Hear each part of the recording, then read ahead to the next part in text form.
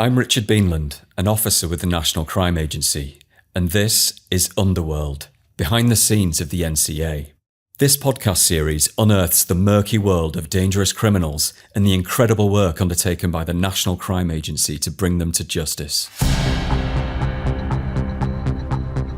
Effectively, Thomas Kavanagh was the European head of the Kinahan organised crime group. You can't probably be a nice guy to be involved in drug dealing and organised crime, but he is a particularly sinister, dark character.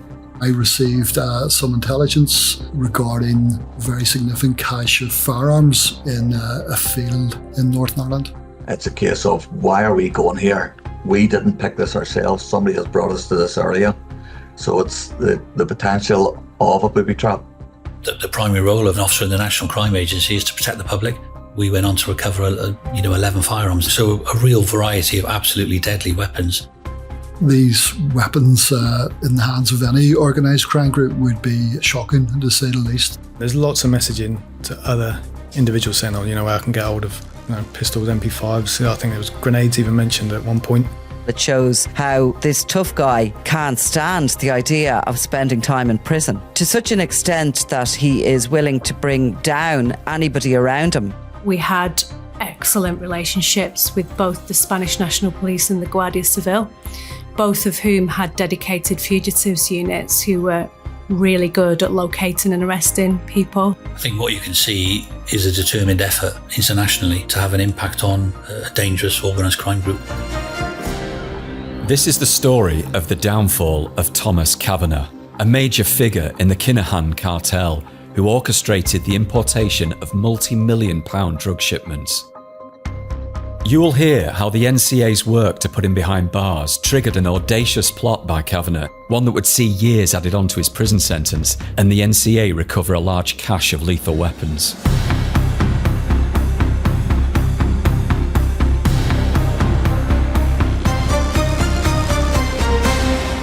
Episode 3, X marks the spot. Right, I'm arresting you on suspicion between November 2016 and October 2017 conspiring to import and supply Class A and B controlled drugs, conspiring to import and supply firearms and ammunition, money laundering that you suspected of converting and transferring criminal property and removing criminal property from England and Wales, knowing or suspecting that it represents a road or another person's criminal property. You don't have to say anything. It may all mean offensive. You don't mention one question, something you look at later on the court, and anything you do say may be given in evidence. Okay? Do you understand that caution? You do understand that caution. Okay, you've got any reply to that? No. In 2019, the National Crime Agency made one of the most significant arrests in its history when they detained Thomas "Bomber" Kavanagh at Birmingham Airport as he returned from a family holiday in Mexico. Kavanagh was a high-ranking member of the Kinahan Organised Crime Group, or OCG, and at the time effectively ran the Europe arm of the Irish gang's operation. But an extensive investigation by the NCA had linked him to large-scale drug importations worth more than £30 million. David was the NCA's senior investigating officer for the operation, codenamed Hornsday. Thomas Kavanagh, his nickname's Bomber.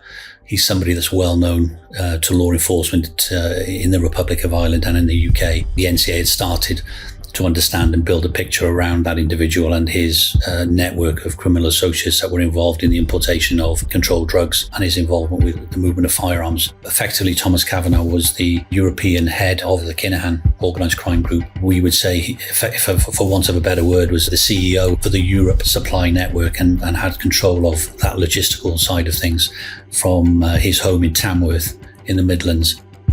Originally based in Dublin, the Kinahan OCG is now widely known as one of the world's most significant drug smuggling networks. Kavanagh had his own criminal history of drug dealing in Ireland, but had worked his way in with the Kinahans after moving to England in the early 2000s. Nicola Tallant is an Irish journalist and host of the Crime World podcast. The Kinahan Cartel started as a grouping in Dublin that brought together sort of a brat pack really of dealers, many of them who were coming from a next generation of dealer, in particular the Kinahan brothers, Daniel and Christopher Jr. And they brought together a young grouping really under the Kinahan boys. They initially were street dealers, but over the next couple of decades, they become a force on the Costa del Sol.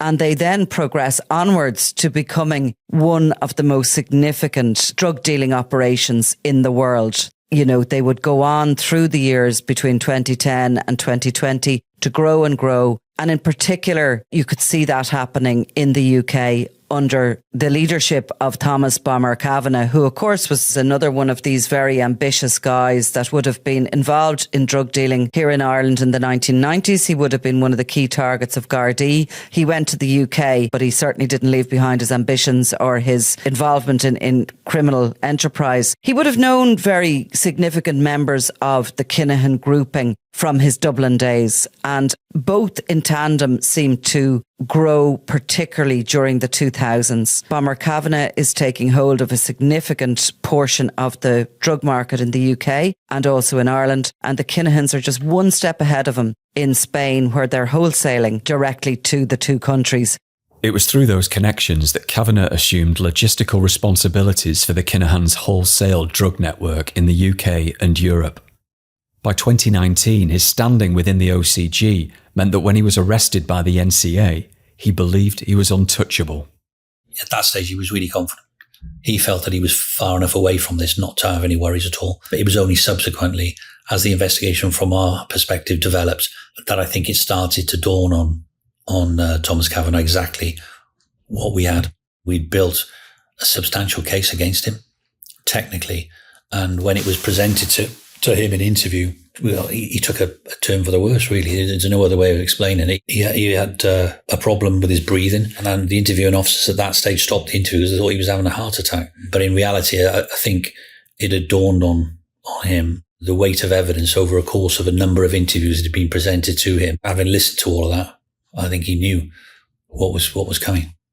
He had already kind of slipped the net before. Certainly in Ireland, he had no really significant drug convictions. So this time he realises, there's a moment, an instant when he realises, oh my God, I'm actually facing serious drug charges here. And he kind of gets weak. And I mean, he has to be taken either to the hospital or the doctors are called. NCA officers had gathered substantial evidence with support from An Garda Síochána, the Irish police. This demonstrated Kavanagh was behind large-scale drug importations into the UK. We had recovered sizable loads of cocaine and cannabis that had been hidden in industrial equipment. We'd found communication devices with messages that referred to him as the Gaffer, and found evidence he was in contact with criminals in Europe to orchestrate further shipments. After his arrest, we also raided his gated mansion in Tamworth, where officers recovered an alarming array of weapons hidden under his bed, which included a stun gun and several large knives and swords. The sentence for somebody involved in the importation of Class A and Class B controlled drugs in the quantities that he was involved in put him at the high end of that kind of activity. So the sentencing bandwidth was significant and was probably, going to be double figures and probably going to be in excess of 20 years. Now on remand, the veteran crime boss was anxious at the thought of being handed a 20-year prison sentence after discovering the sheer weight of evidence against him secured by the NCA. So he began to think of ways he could improve his situation from behind bars. His first step was to plead guilty to drug importation offences at a hearing in July 2020. This ensured he would receive a degree of credit and a sentencing reduction from the judge. But Bomber wanted to take things further. So prior to Thomas Kavanagh being sentenced for Operation Hornstay, there was intelligence provided to the National Crime Agency, and that intelligence was accompanied with a hand-drawn map. That hand-drawn map provided the location of a large cache of lethal firearms or weapons. The map indicated it was in the Newry area of Northern Ireland on the border. The map itself was just on a clear notepaper. It was almost a classic treasure map. X marks the spot with a number of lines indicating roads, the perimeter of a field, a gateway, and making your way so many yards into a field. And there was literally an X on the map. The hand-drawn map was provided to the NCA via Bomber's legal team in an envelope with the single word Kavanagh written on it. It included instructions such as climb gate and take 20 paces, And as you look into that area on the right at the top, there's a tree stump about halfway in.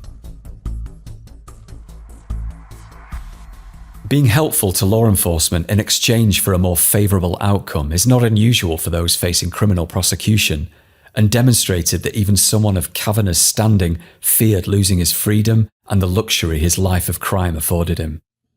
Thomas Kavanagh was living an extravagant lifestyle by most people's working standards. He lived in a gated mansion. It was a significant detached property worth at least £500,000. He spent much of the year going on holiday with his family. He was arrested returning from a family holiday in Mexico that had cost tens of thousands of pounds because all of the family had gone. High value items were recovered in his home, handbags, shoes, coats, and all of these were worth thousands and thousands of pounds, having been bought for cash in shops, high-end stores such as Harrods. Nobody is immune from wanting to minimise the impact of a sentence, because beyond everything else, Thomas Kavanagh was a father, a grandfather, a husband. He would want to spend time with his family, and in my experience, people in those circumstances will do things to reduce that sentence in a way in which they feel comfortable with justifying for whatever reason. The intelligence was shared with our team based in Northern Ireland, and an operation was put in place to safely recover the weapons. Here's Andrew, the NCA officer who oversaw the operation that day. 21st of May, 2021. The intelligence was quite descriptive about where we should go and search. Northern Ireland, although obviously it's peacetime, there's still obviously pockets of, I suppose, minor terrorist difficulties. So first thing is the veracity of it, or the National Crime Agency and perhaps PSNI being led there purposefully. Certainly at that stage to test the veracity, and should we do that, for want of a better term, I did speak with the originator of that intelligence. Given the location of it, there would have been considerations for potential for any cache of weapons in Northern Ireland to be booby-trapped. So the risk was very high. So there was dialogue between the UK investigation team and that team to make sure there was an understanding of what was taking place. Andrew and the NCA team were joined by a police search advisor, or POLSA, from the Police Service of Northern Ireland. It was Barry's job to plan and manage the search of the area outlined in the intelligence and help coordinate the recovery of the weapons if the intelligence proved to be accurate. I went, spoke to them, took a look at the document and the information that was on it. And then I did a bit of map appreciation first to look at the area where it initially was looking at. I then went and did a recce of the area myself, just basically a drive past, scoping it as I went past, and then did a bit of a walk past. It was a big area, so I didn't look out of place, somebody just walking past the area. I did that, then went back to the base and started looking at, well, how can I cut that down with the information I have? Where's the best place to start, and what am I going to need to achieve the objective? I didn't know the provenance of the information. It was a case of, is this going to be information to get police into that area? Is this just to bring us in for something else to happen? So I had to consider stuff like that with our background. I then decided, well, up and down, where this is, nothing looks out of place. Yeah, it's quite a few conversations with the police search advisor around it regarding sort of routes in, how we're going to make sure that the area is cleared. And again, I was probably able to convince the police search advisor that I was satisfied it was not a come-on situation in Northern Ireland. I suppose when you look at a large amount of weapons buried in the field, it's always at the forefront of your mind, are we safe in doing this recovery, or are we being led to that area for some other reason? So then I had to look at the area itself. It was agricultural come woodland, an area. I was looking for weapons, so metallic. I sorted out my resources, I got my search teams already, and then it said to them, bring metal detectors. It's a big area, and here's what we're looking for. So the metal detectors would be the best way to find them. It's worth pointing out at this stage, it was probably one of the worst days I've ever seen in Northern Ireland, although it was obviously late spring. It was absolutely pouring with rain, continual heavy rain. So, that obviously had to be factored in when we were going out to the scene to effectively ask a police Pulsa and his search team, his technical support group, to start digging in the field and how we could, if we found stuff, do our best to recover this forensically. With our history here, we treat all searches like that as a potential come on. It's a case of, why are we going here? We didn't pick this ourselves. Somebody has brought us to this area. So it's the potential of a booby trap. So everything's slow time. The type of thing is we didn't go through the 4-bar gate because it's the most obvious entry point. When we're doing search operations here, that's still a consideration that we have. Once we got to the area which we believed we should be digging in, obviously metal detection devices, etc., and we started digging where there was indications to the police search team. Without too much digging, probably 5-6 inches below the ground, they found the first holdall, which obviously contained several weapons. The search was caught on body-worn video camera, some of which you're about to hear, which captured the moment officers found one bag containing 7 guns and a second bag containing 4 more. The team also recovered a large amount of ammunition.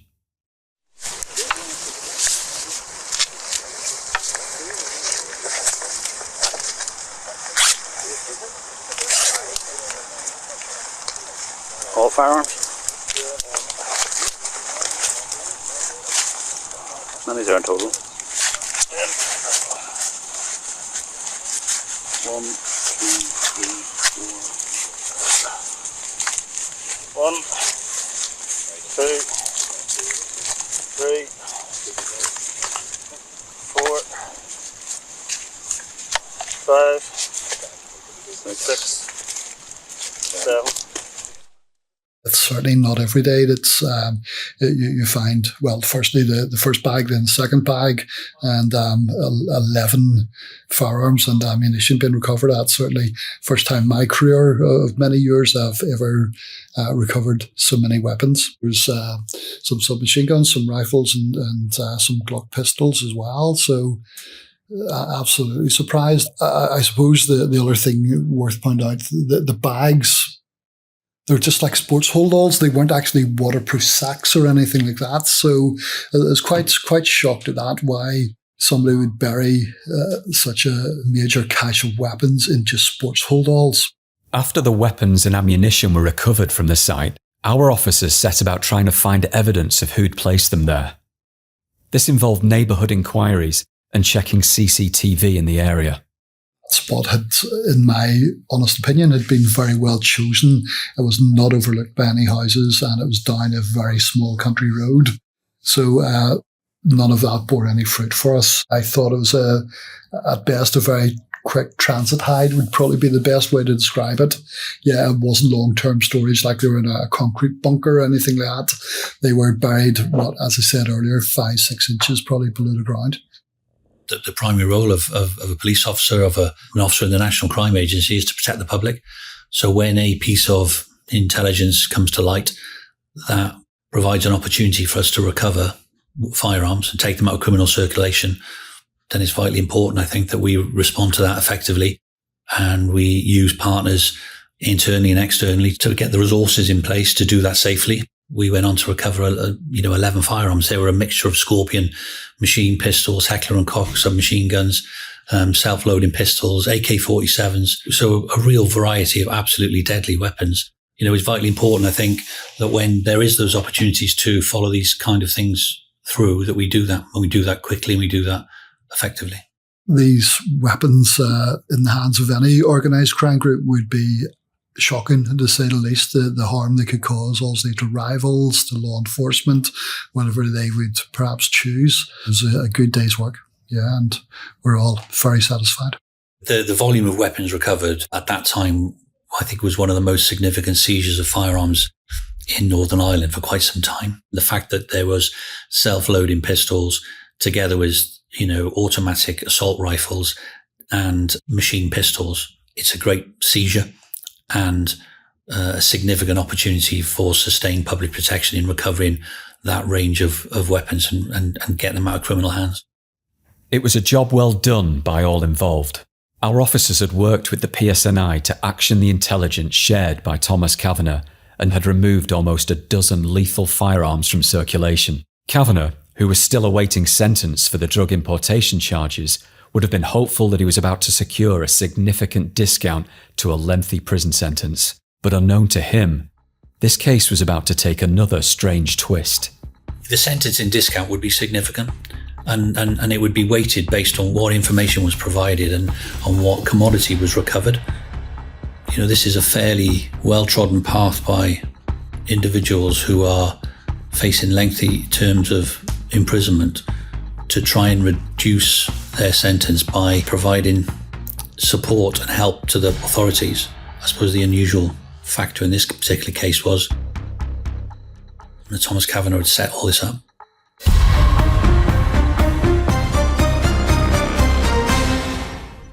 In a bold move for a criminal of his standing, Thomas Bomber Kavanagh was so desperate to avoid a lengthy prison sentence that he had decided to offer up intelligence to the NCA. The only problem was, for reasons only truly known to himself, he was unable to or didn't actually want to share genuine intelligence.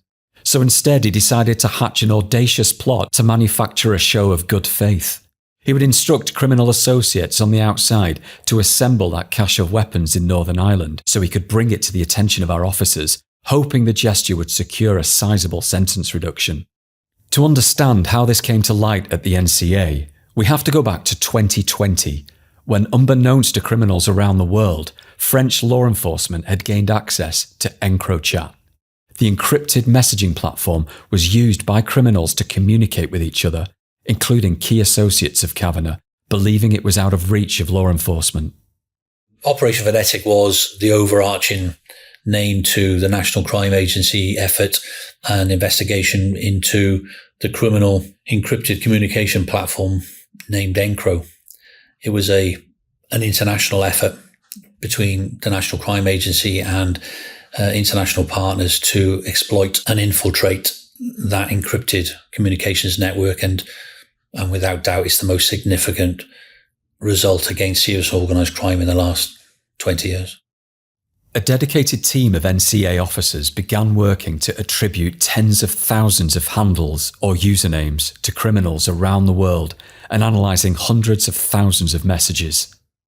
That meant that at the same time as David, the Operation Hornstay SIO, was dealing with the upcoming legal proceedings against Bomber, a separate team working under Operation Venetic had identified EncroChat handles being used by members of the Kinahan Cartel and key associates of Kavanagh.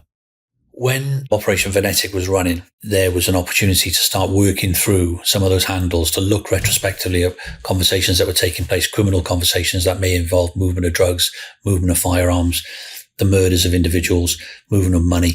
And all of those things presented opportunities for the NCA to exploit and be able to continue to target and disrupt organised crime. I was aware that there were conversations that had been attributed to associates of Thomas Kavanagh, and in fact one of his sons, that were talking about the movement of firearms. Even at that stage, there was a working theory that I had, that one hypothesis for this could have been, is this a plan by Kavanagh and associates to stockpile weapons and hand them over to get a reduction in sentence? But I think the fact that there were arrangements and handovers of weapons that talked about movement of firearms in Liverpool, they talked about the movements of weapons in Holland, they talked about the movements of weapons in Ireland, in all these different locations. I wasn't sure whether this was just daily business and this was just a group of criminals that were talking about supplying guns to other criminals. At that early stage, the context of what those weapons were being acquired for wasn't clear. It's only subsequently when Operation Breed got a better understanding and started to go through all the different relevant handles that there was available that were part of these conversations and attribute all of those handles, that it became much clearer that that's exactly what was happening. So Hornstay was being dealt with. We were approaching the criminal proceedings. There was obviously lots of hearings going on. Breard came out of Hornsey, so they almost sat alongside each other, but without a definitive link, if that makes sense. The only link being potentially some of the people that are linked to Kavanagh are now linked to these handles. Once it became clear the Kinahan Cartel messages related to a specific plot to assemble a stash of weapons, Operation Breard was launched under the Venetic umbrella. The team turned its focus to proving exactly how Kavanagh had bullied and manipulated his associates into carrying out that plot. NCA officer Matthew was brought in to run that operation and set about identifying which associates were involved and what handles they used on EncroChat. So in addition to Thomas Kavanagh, you had Thomas Kavanagh's brother-in-law, Liam Byrne, also assessed to be a high-ranking criminal with obviously with links to Ireland. Once Kavanagh was arrested under Operation Hornsey, Liam Byrne then stepped up to play a more significant role in Kavanagh's absence, so therefore becoming another trusted lieutenant of the Kinahan OCG. You had Thomas Kavanagh's son, Jack Kavanagh. He was assessed to be actively making contact with other criminal associates in order to obtain firearms for the purposes that his father was seeking to get them. You had Peter Keating, again another well-trusted Kinahan associate, also based in the UK now, or at that time, having previously obviously grown up in Ireland and been based over there. His role again was looking to obtain firearms for Thomas Kavanagh for his overall plan. And Sean Kent, who was based in the Liverpool area and seems to have made a connection with Liam Byrne and the overall Kavanagh OCG. Again, his role was seen to obtain these firearms for the overall purpose. Started off with the Venetic handles and talk about firearms, obtaining firearms, and the potential attribution of these handles to people like Liam Byrne, Jack Kavanagh. I think as the sort of side-by-side parallel progress, trying to attribute these handles and the approach from Kavanagh leading up to the recovery, you then have a bit where it converges. And obviously within the messages then, if you look at other handles that they're in contact with, they're talking about the plot for your dad, etc. There's also talk about the madness of approaching the NCA and offering up those weapons and stuff like that. So it then almost appears like the two things are merging to be the same plot in effect. Work to attribute the handles was complex and time-consuming, and often involved things like identifying personal photos that had been shared. Sometimes, criminal handles would mention they had visited a certain location at a certain time, meaning officers could go and collect CCTV imagery from the location and identify who that handle belonged to. I think initially, under Breard, we only had a couple of data sets for a couple of handles, and then it was requested to have the other data to get a fuller idea of the entire plot. In the initial stages, it was all about attribution of the handle and trying to corroborate particular events that are mentioned within the messaging. So, for example, Sean Kent talked about someone potentially trying to mug him and jumping in the lake. Turns out there was some kind of incident report around that. You had the same date, same type of circumstances that you could then relate that and say, okay, that matches up with the messaging on here and it's linked to Sean Kent. So that's another point. In the early days when a Venetic pack comes through, it's about, especially if there's only a suspicion of it's linked to this person, it's about, right, how many different areas can we conclusively say that, yes, they're using the handle. It could be something simple as they're sending a selfie of themselves.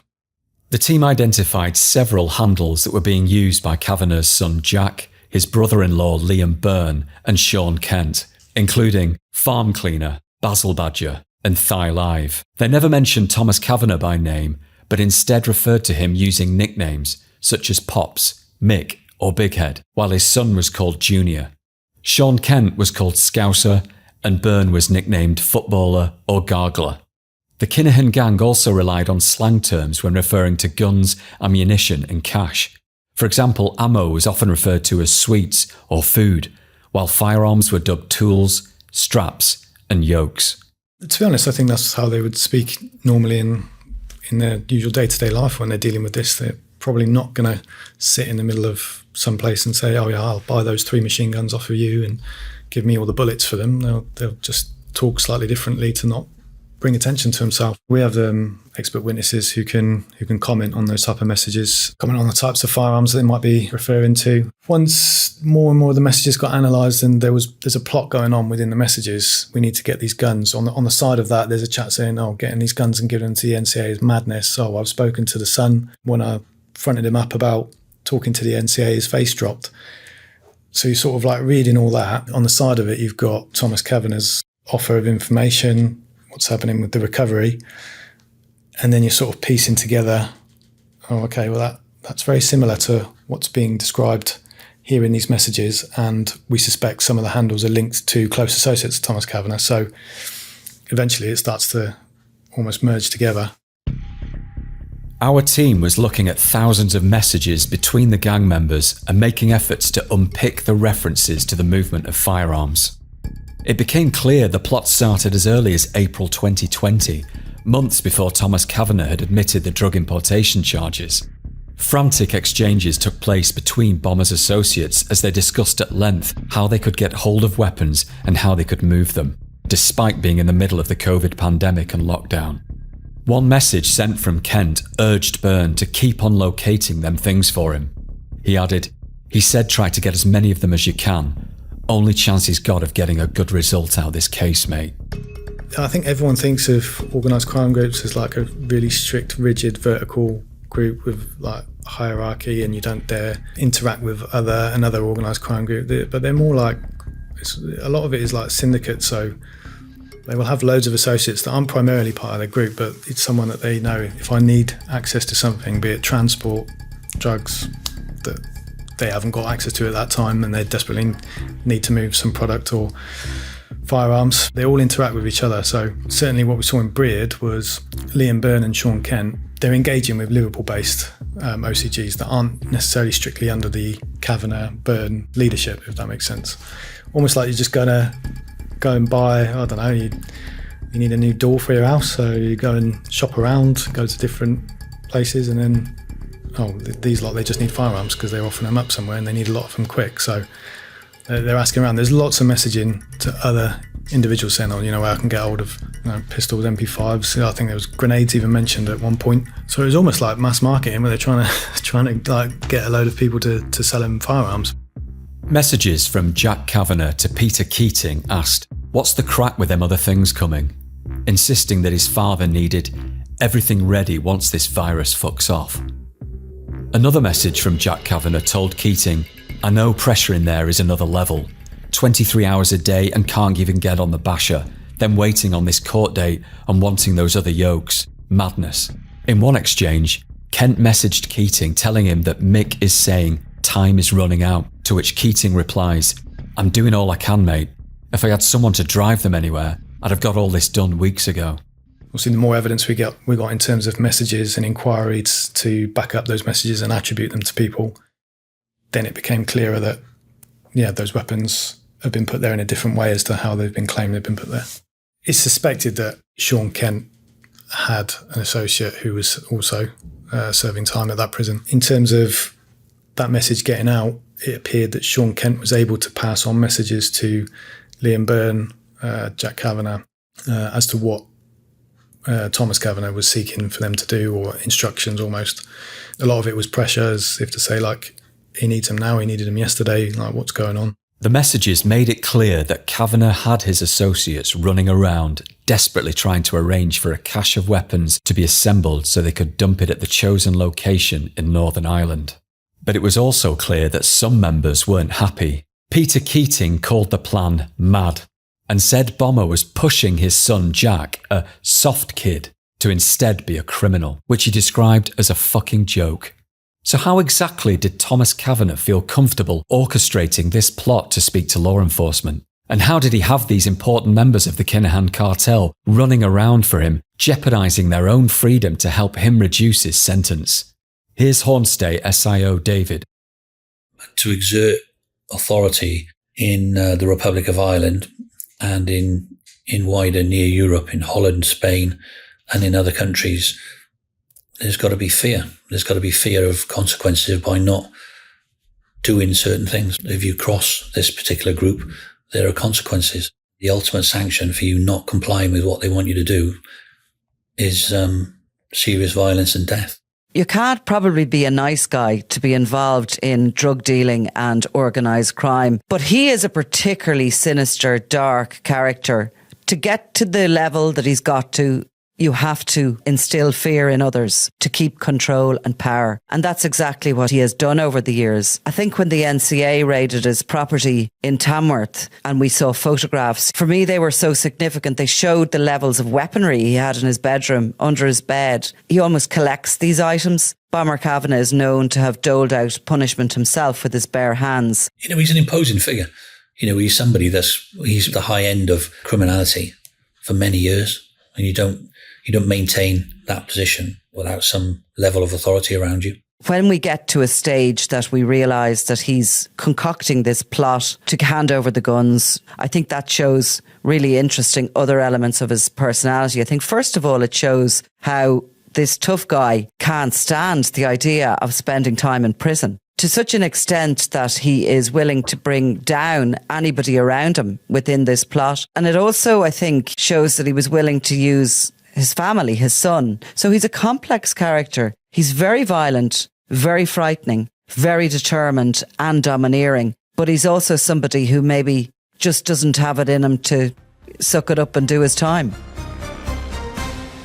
The plot had failed, and in March 2022, Thomas Kavanagh was jailed for 21 years for his role in the multi-million-pound drug importations on Operation Hornsday.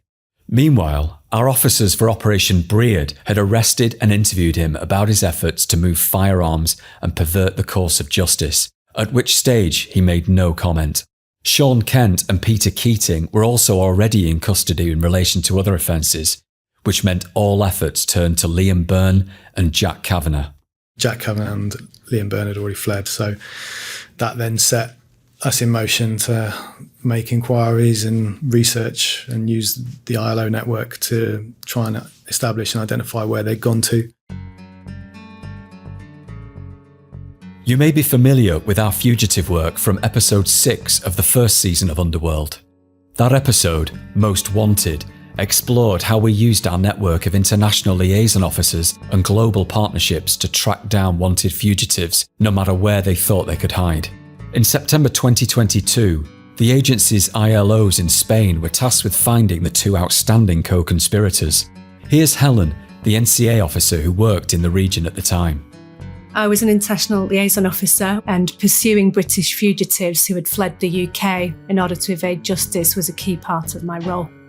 The conduit between UK law enforcement and Spanish law enforcement on any criminal matters. In September 2022, the UK investigation team was prepared a TACA warrant, which is an international arrest warrant, which would allow Byrne to be arrested internationally.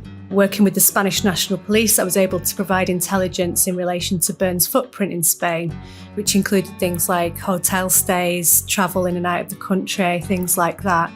And from that, it was evident that Byrne had a long-standing connection to Spain, both in terms of his criminal activity and also a place where he liked to spend time with family and friends socially as well.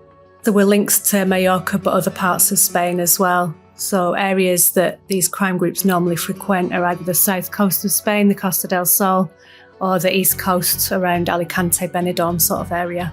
The investigations team had reached out to us as ILOs because, as I said, we have those partnerships with the Spanish authorities, which can lead to some really good access to their intelligence. So first steps were to confirm his historical links, which we did.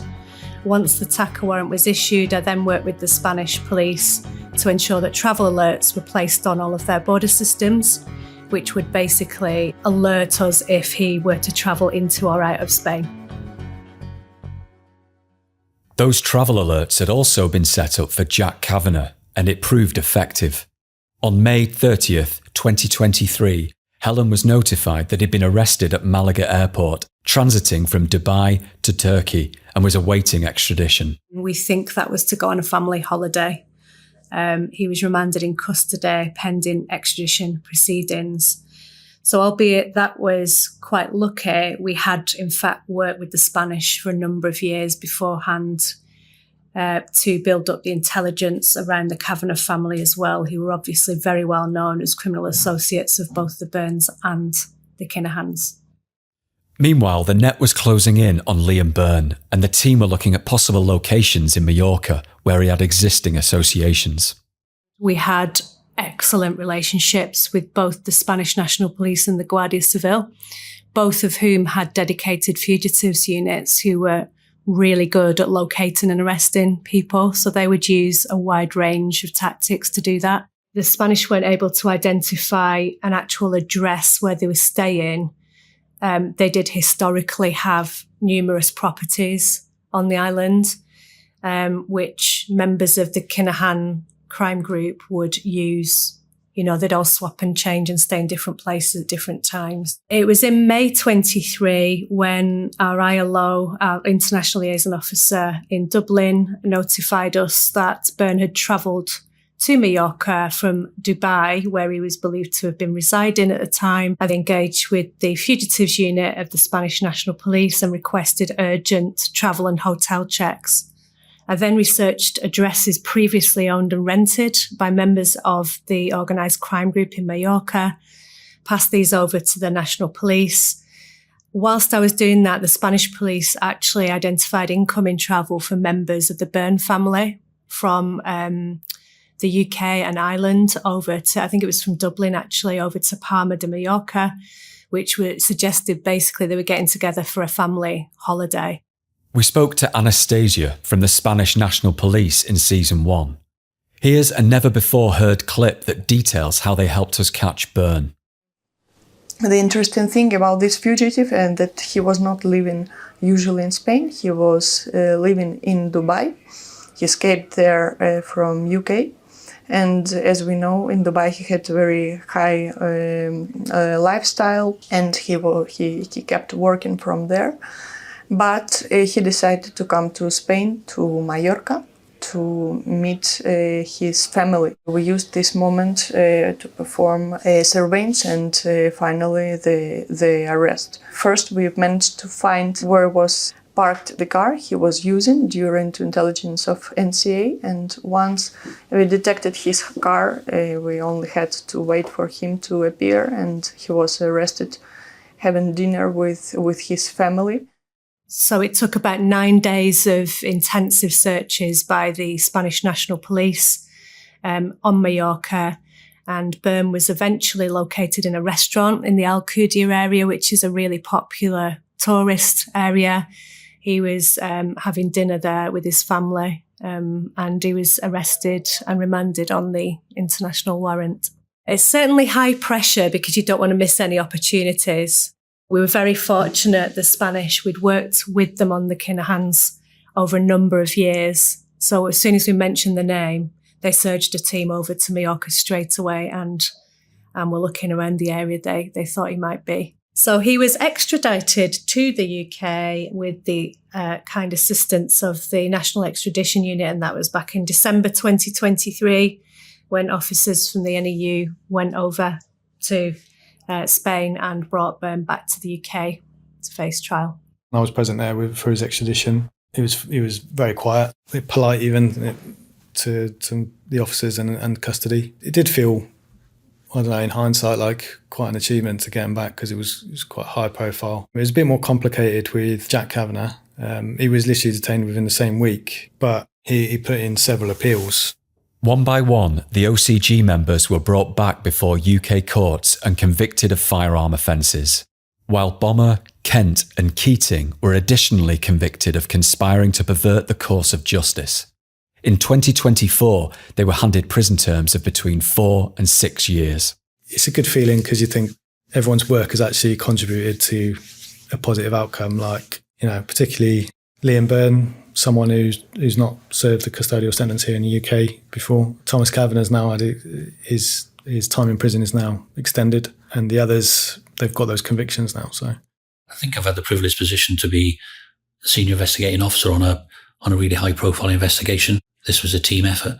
I was the second SIO. There was another SIO before me. The joint efforts of everybody involved in the case were determined to get to a successful outcome. And I suppose that's the strength of the National Crime Agency, that we're able to adapt and take on different investigations at different stages. And it's only successful when you bring all the parts of the team together at the right time to get the evidence. Certainly the amount of weapons, why not give law enforcement the opportunity to recover perhaps one handgun, but 11, I think it shows the reach that members of that transnational organised crime gang can go to. I think what he underestimated was probably the relationship that had developed between the NCA in the UK and the Garda Síochána here. This were two police forces that literally were working together, and the power and the strength of that is shown in the takedown of Kavanagh.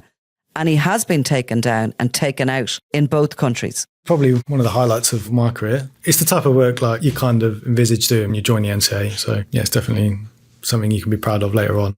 The NCA continues to work with law enforcement partners around the world to disrupt organised crime groups such as the Kinahan Cartel. In April 2022, the US Department of the Treasury announced sanctions against the gang, a result of close collaboration between the US and Garda Síochána and the National Crime Agency. The US Drug Enforcement Agency also offered up to $5 million for information leading to the arrest of Christy Kinahan Sr. or his sons Daniel and Christopher. In July 2025, the NCA also worked with partners to secure confiscation orders that meant Kavanagh must repay more than £1 million made from his criminal enterprise or face an additional 12 years in prison. I think the public have come on a learning curve maybe with all of us, which is how long does it take to take down a cartel? And it's not something that happens overnight. It's something that is slow and consistent, but it can happen locally first. I'm talking about locally, I suppose, in Ireland, where up to 70 members of the wider Kinahan organisation are now behind bars. And the next phase is obviously coming, fast and furious, towards the top command. I think what you can see is a determined effort internationally to have an impact on a dangerous organised crime group. You know, there are a number of operations that have taken place, including Operation Hornstay, Operation Breed. These are all things that I think that must put pressure on the individuals at the very top of this, which is Daniel Kinahan, Christy Kinahan and his younger son Christopher. In terms of how they feel, I don't know. And perhaps one day we'll get to find out. I'm Richard Beanland, and you've been listening to Underworld, behind the scenes of the NCA. If you enjoyed this episode, be sure to follow, rate and review so you can keep up with our podcast. You can learn more about the NCA by visiting our website at nationalcrimeagency.gov.uk. In the next episode, he was routinely working between 18 and 20 hours a day, normally 7 days a week. So our surveillance was on foot, was in motor vehicles and also through technical deployments of equipment. None of the survivors that I've ever worked with have the exact same story because their exploiters will all use different techniques. It was how he could get the most money out of an individual by making them work for so many hours. People get greedy and people get complacent, and it only takes one element of complacency for us to pick that up and we can follow it, and then following that we'll find more.